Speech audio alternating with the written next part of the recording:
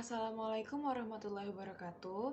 Perkenalkan, nama saya Bulkis Nurtaskia Kusuma dengan NIM 2041912039.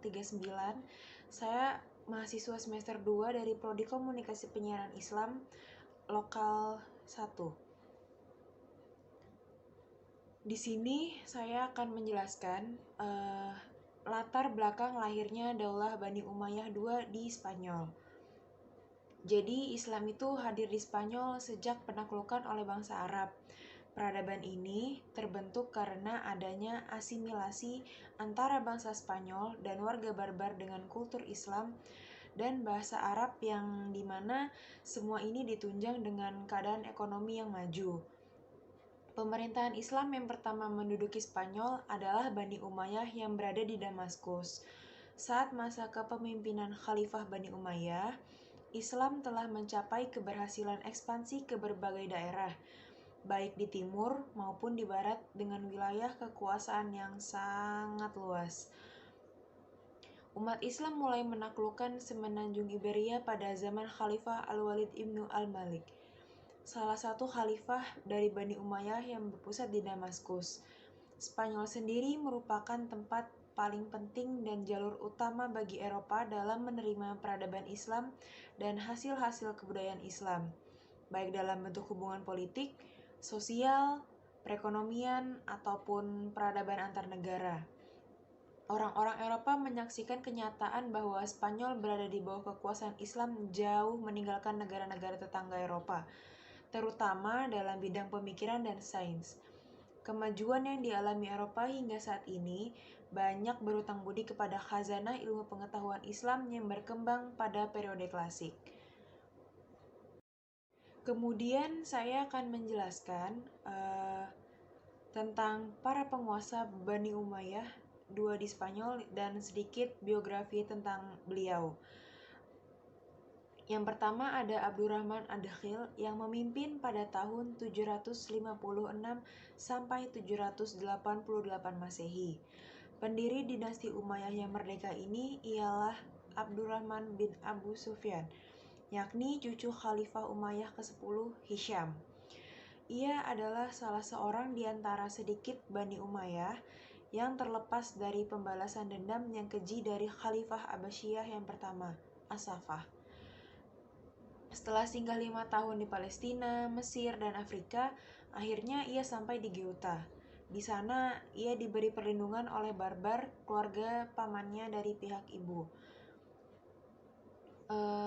Kemudian semenjak Abdurrahman menjabat sebagai penguasa Spanyol, ia menghadapi berbagai gerakan pemberontakan internal. Gangguan pihak luar yang terbesar adalah serbuan pasukan Papin, seorang raja Prancis dan putranya yang bernama Charlemagne. Namun pasukan penanggung jawab ini dapat dikalahkan oleh kekuatan Abdurrahman. Belum selesai menangani aksi pemberontakan, Abdurrahman meninggal dunia pada tahun 788 Masehi sebelum Amirat Umayyah di Spanyol ini berdiri tegak. Dan penguasa yang kedua adalah Hisham I yang memimpin pada tahun 788 hingga 760 Masehi. Posisi Abdurrahman digantikan oleh putranya yang bernama Hisham I. Ia merupakan penguasa yang lemah lembut dan administrator yang liberal.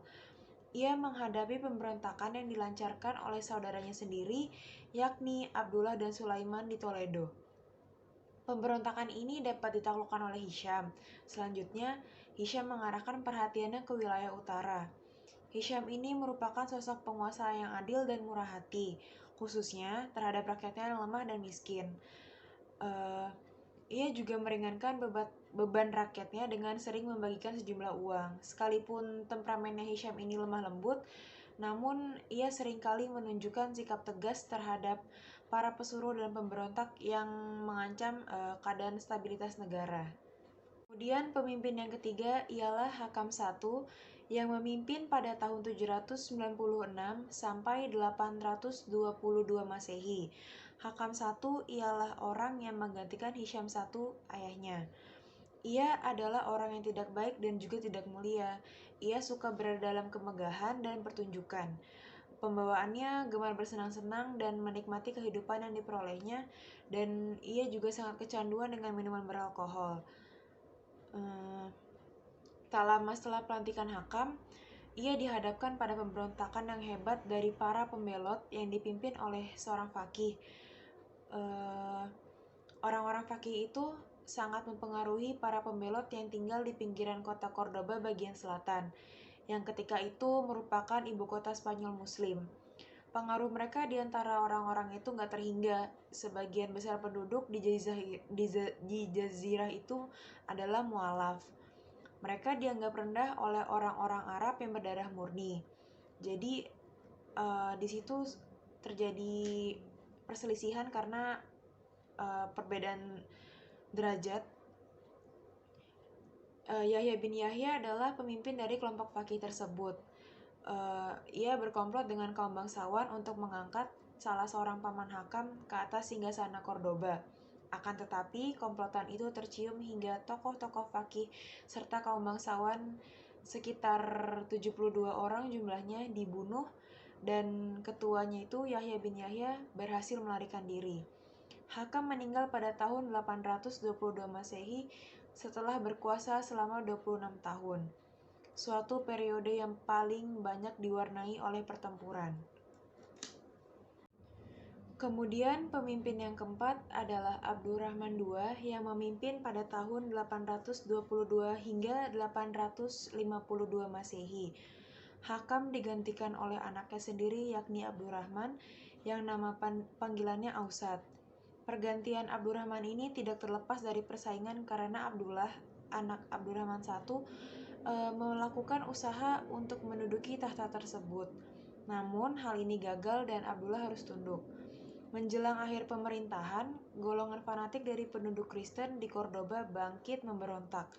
Pemberontakan ini mengambil sikap yang paling membahayakan. Mereka menghina bahkan sampai menjelek-jelekan nabi mereka. Kemudian pemimpin yang kelima, yakni Muhammad I yang memimpin pada tahun 853 hingga 886 Masehi. Muhammad menggantikan kedudukan ayahnya, yaitu Abdurrahman II. Pada masa ini, masyarakat Kristen Toledo dengan bantuan pemimpin suku Leon bangkit menentang Muhammad. Pasukan Muhammad menumpas kekuatan para pemberontak di pertempuran Gua Delet.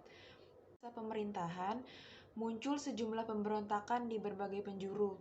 Seorang Muslim di Spanyol yang bernama Musa mengklaim sebagai penguasa atas kota Aragon. Terjadi pemberontakan di wilayah banyak, dan salah satunya wilayah barat itu dipimpin oleh Ibnu Marwan. Pemberontakan terbesarnya terjadi di wilayah perbukitan antara kota Ronda dan Malaga yang dipimpin oleh Umar ibnu Hafsun. Pemimpin yang keenam ialah Munzir yang memimpin pada tahun 886 Masehi sampai 888 Masehi. Munzir merupakan penguasa yang energik dan pemberani. Apabila ia berusia panjang, maka ia cukup mampu menegakkan kedamaian dan ketertiban negara. Munzir memimpin sendiri pasukan untuk menghadapi kekuatan Umar ibnu Hafsun. Ia meninggal sebelum sempat mengamankan negara dari gangguan para pemberontak. Kemudian pemimpin yang ketujuh dan yang terakhir ialah Abdullah yang memimpin pada tahun 888 hingga 912 Masehi. Abdullah ini merupakan saudara dari Munzir. Menurut Ibnu Al-Athir, pada masa ini timbul gerakan pemberontakan dan kerusuhan di penjuru wilayah Spanyol. Kondisi ini berlangsung sejak awal hingga akhir masa pemerintahan Abdullah. Ia juga tidak hanya mendapat perlawanan dari masyarakat Spanyol pedalaman, tetapi ia juga mendapat dari kelompok aristokratis Arab yang juga menentangnya. Kemudian, sistem pemerintahan Daulah Bani Umayyah II di Spanyol. Sistem pemerintahan yang diterapkan oleh pemerintah Bani Umayyah II di Andalusia membuat berbagai perubahan dan kebijaksanaan. Upaya perubahan ini terus dikembangkan sampai kepada khalifah-khalifah lainnya. pada masa kekuasaan Bani Umayyah di Andalusia, pemerintahannya menjalankan kekuasaan seperti bangsa Romawi yang bersifat sentralistik. Pemerintahan dan kekuasaan sepenuhnya berada di tangan raja. Akibatnya terjadi perubahan pada organisasi politik saat itu. Salah satunya sistem khalifah. Kepala pemerintahan gak lagi dipilih melalui hasil musyawarah, melainkan melalui dari garis keturunan raja. Sejak awal Islam hadir di tanah Spanyol hingga jatuhnya kerajaan Islam di sana, Islam memainkan peranan yang sangat besar, yang masa itu berlangsung lebih dari 7,5 abad.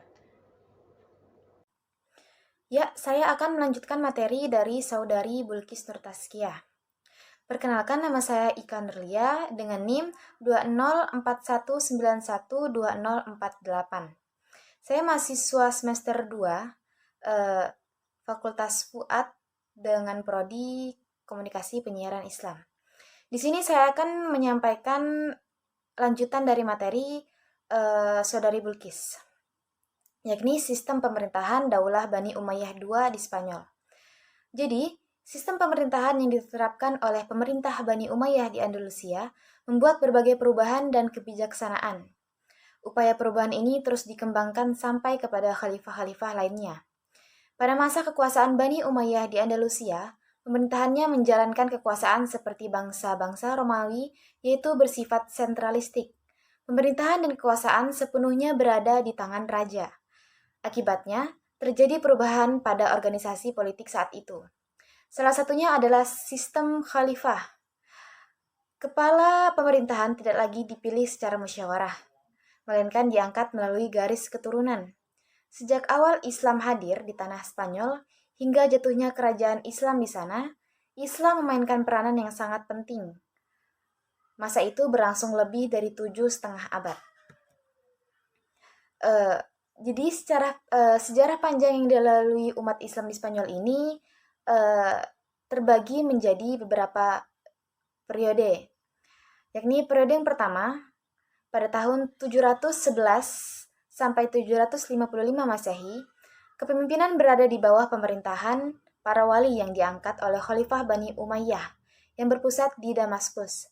Karena masih adanya pergesekan antara sesama penguasa yang dipicu oleh keadaan etnis dan suku, stabilitas politik belum sepenuhnya tercapai. Hal ini menyebabkan terjadinya konflik dalam sistem politik saat itu, sehingga tidak ada gubernur yang mampu mempertahankan kekuasaan dalam jangka waktu yang lama. Periode kedua adalah dari 755 sampai 912 Masehi, kepemimpinan berada di bawah pemerintahan seorang amir, namun tetap tunduk pada pusat pemerintahan. Andalusia mulai memperoleh kemajuan baik dalam bidang politik maupun dalam bidang peradaban. Hukum Islam mulai diperbarui dan ditegakkan. Namun, banyak gangguan tetap muncul.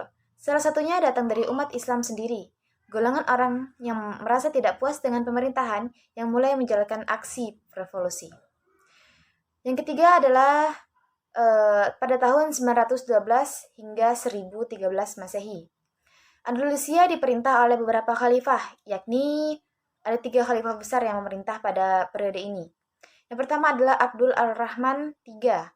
Yang kedua adalah Hakam II dari periode 961 sampai 976 Masehi. Yang ketiga adalah Hisham II. Lalu periode yang keempat dari tahun 1013 sampai 1086 Masehi. Andalusia terpecah menjadi lebih dari 20 kerajaan kecil. Masa ini disebut dengan Muluk al-Taif atau Raja Golongan yang mendirikan kerajaan berdasarkan etnis barbar. Peradaban di Andalusia tidak terpengaruh dan tetap mengalami kemajuan meskipun sedang terjadi kekacauan. Periode kelima, yakni pada tahun 1086 sampai 1024 Masehi. Meskipun Andalusia terpecah menjadi negara-negara kecil, tetapi tetap terdapat 2 kekuatan besar, yakni dinasti Morabitun dari 1086 sampai 1143 Masehi dan dinasti Muwahhidun, yakni dari 1146 sampai 1235 Masehi. Namun, kedua dinasti tersebut tidak berkuasa lama karena adanya gangguan dari kelompok Kristen, sehingga akhirnya seluruh wilayah Andalusia kecuali Gernania jatuh pada kekuasaannya. Yang terakhir adalah periode ke-6, dari tahun 1248 sampai 1492 Masehi. Islam hanya berkuasa di wilayah yang dikuasai dinasti Bani Ahmar dari 1232 sampai 1492 Masehi. Namun pada akhir abad ke-14 Masehi, dinasti ini mulai mengalami kelemahan akibat perebutan kekuasaan. Hal ini dimanfaatkan oleh tentara Kristen untuk menyerang Granada. Pada tahun 1492, terjadi serangan gabungan antara kerajaan Aragon dan kerajaan Kastil terhadap kota Granada selama berbulan-bulan, hingga kota tersebut jatuh kepada pihak penyerang pada tanggal 2 Januari 1492. Ya, mungkin hanya itu yang dapat kami sampaikan, kurang lebihnya kami mohon maaf. Akhirul kalam, Assalamualaikum warahmatullahi wabarakatuh.